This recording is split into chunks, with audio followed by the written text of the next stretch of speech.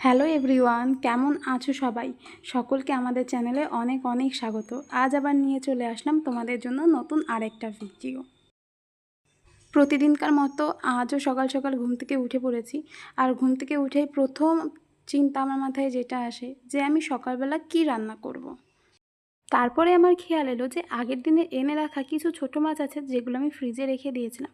তো সেই ছোটো মাছ দিয়েই একটা চচ্চড়ি করব, যেটা তোমাদের দাদাভাই খুব ভালো খায়।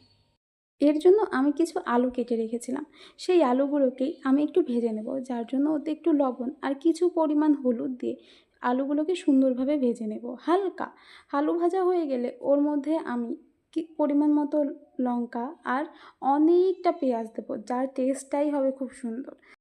তারপরে ভেজে রাখা গুঁড়ো মাছগুলোও দিয়ে দেবো। হালকা নাড়াচাড়া দিয়েই ঢেকে দেবো।